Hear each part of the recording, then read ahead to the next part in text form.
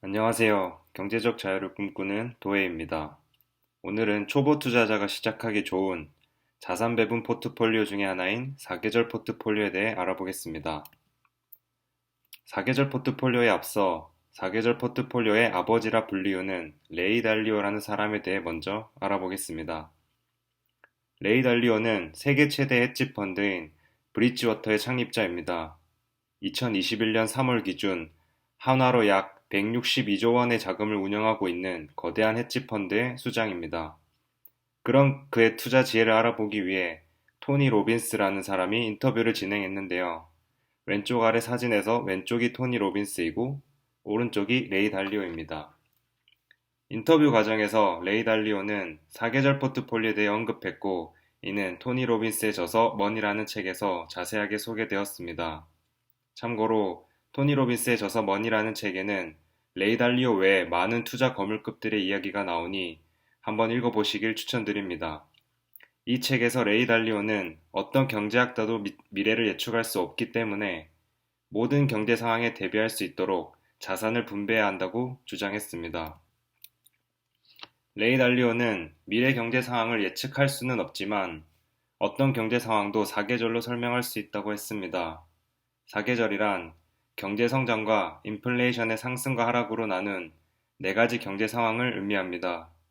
각각의 계절마다 가치가 상승하여 높은 수익률을 안겨주는 자산군이 존재한다고 말했으며 마찬가지로 가치가 하락하는 자산군도 존재하기 때문에 모든 자산을 보유하는 것이 중요하다고 주장했습니다. 아래 표를 보시면 경제 성장이 기대보다 상승할 경우 당연히 소비가 활성화되고 기업의 실적이 좋기 때문에 주식의 가치가 상승합니다. 반대로 경제 성장이 기대보다 하락할 경우 상대적으로 안전자산인 채권으로 유동성이 공급되기 때문에 채권의 가치가 상승합니다. 한편 인플레이션이 기대보다 상승할 경우 당연히 실물 자산인 원자재와 금의 가치가 상승합니다. 반대로 인플레이션이 기대보다 하락할 경우 상대적으로 화폐의 구매력이 상승하기 때문에 현금의 가치가 상승합니다.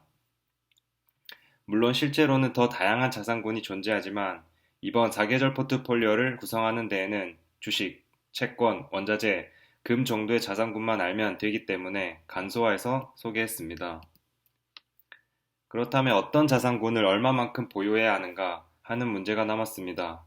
레이 달리오는 주식, 채권, 원자재, 금을 일정한 비율로 보유할 것을 추천했습니다. 왼쪽 아래 그래프를 보시면 주식 30%, 미국 중기채 15%, 미국 장기채 40%, 금 7.5%, 원자재 7.5%입니다. 보시면 각 자산군의 비율이 다른 것을 확인할 수 있는데 레이 달리오는 각 자산군을 동일한 비율로 보유하는 것은 위험성이 크다고 주장합니다. 오른쪽 아래 그림을 보시면 주식과 채권은 위험성 정도가 다르기 때문에 동일한 비율로 보유할 경우 포트폴리오의 안정성이 깨지는 것을 확인할 수 있습니다.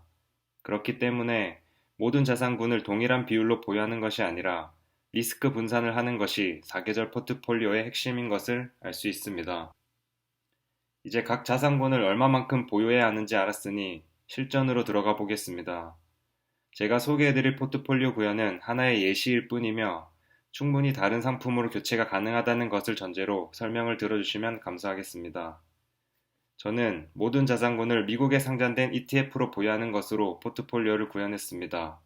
왼쪽 아래에 보시면 미국 전체 시장에 투자하는 VTI, 미국 장기국채에 투자하는 TLT, 미국 중기국채에 투자하는 IEF, 원자재에 투자하는 DBC, 금에 투자하는 GLD를 각각 비율에 맞게 매수해서 포트폴리오를 구성하시면 됩니다. 참고로 이 포트폴리오는 포트폴리오 비주얼라이저라는 사이트에 저장된 레이 달리오의 사계절 포트폴리오를 그대로 가져온 것입니다. 사계절 포트폴리오 구현을 끝냈으면 이제 지속적으로 관리를 해줘야 합니다. 시간이 흘러 각 자산군의 가치가 상승하거나 하락하여 비율이 틀어지면 리밸런싱을 통해 자산군의 비율을 일정하게 유지하는 것이 중요합니다. 오른쪽 아래 그림처럼 주식과 채권을 5대5 비율로 투자했을 때 시간이 흘러 주식의 가치가 상승하여 7대3이 되면 가치가 상승한 주식의 일부를 팔아 채권을 매수하여 5대5 비율로 맞춰주어야 합니다. 리밸런싱의 핵심은 가치가 상승한 고평가된 자산을 추가로 매수하는 것이 아니라 고평가된 자산을 팔고 가치가 하락한 저평가된 자산을 매입하는 것입니다. 참고로 사계절 포트폴리오는 특별한 경우가 아닌 이상 1년에 한 번 정도 리밸런싱을 해주면 되는데 다른 포트폴리오에 비해 관리가 적은 것이 특장점이라고 할 수 있습니다. 이제 사계절 포트폴리오의 수익률을 검증해 보겠습니다. 수익률을 검증하기 위해 포트폴리오 비주얼라이저라는 사이트를 통해 백테스트를 진행했으니 참고 부탁드립니다.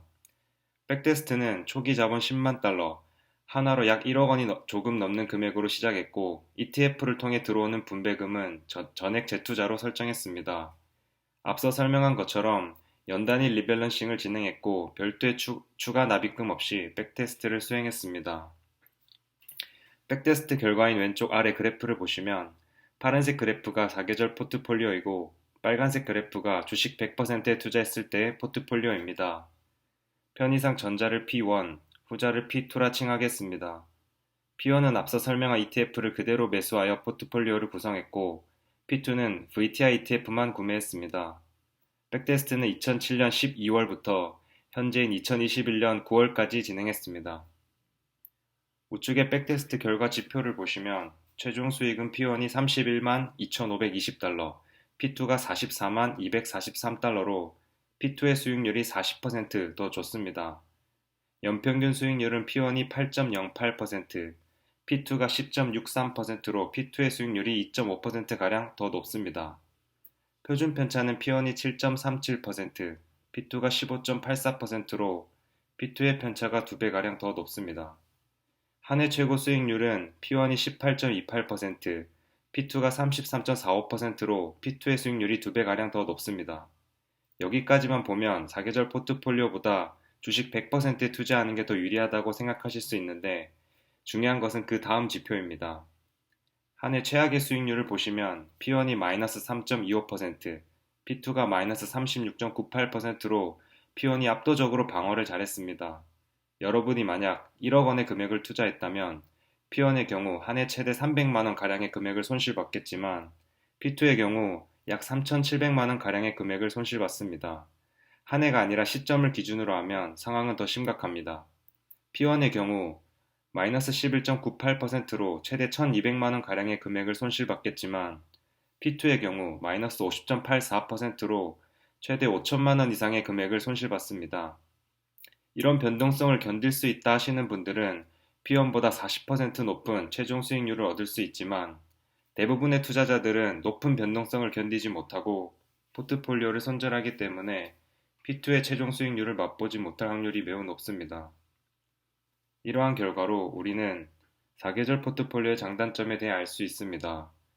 장점은 리스크를 분산하여 손실을 최소화하기 때문에 장기 투자에 유리하다는 것입니다. 단점은 패시브 투자이기 때문에 시장 수익보다 초과 수익을 달성하기가 힘들다는 것입니다. 시장 수익이라 하면 일반적으로 VTI와 같은 시장 지수에 100% 투자했을 경우의 수익을 의미합니다. 하지만 시장 수익의 변동성을 고려했을 때 사계절 포트폴리오는 초보 투자자에게 최선의 수익률을 안겨줄 수 있다고 저는 생각합니다.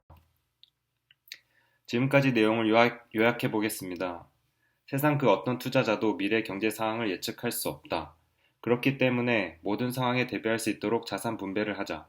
즉, 초보 투자자라면 사계절 포트폴리오로 투자합시다. 참고로 사계절 포트폴리오를 잘 관리할 수 있게 구글 시트 링크를 영상의 본문에 걸어두었으니 필요하신 분들은 참고 바랍니다. 마지막으로 워렌 버핏의 명언으로 이 영상을 마치겠습니다. 룰 넘버 1, never lose money. 절대로 돈을 잃지 마라. 룰 넘버 2, never forget 룰 넘버 1. 절대로 첫 번째 규칙을 잊어버리지 마라. 사계절 포트폴리오로 돈을 잃지 않고 꾸준히 모으다 보면 언젠가 반드시 기회가 올 것이라고 저는 믿습니다. 지금까지 경제적 자유를 꿈꾸는 도혜였습니다. 감사합니다.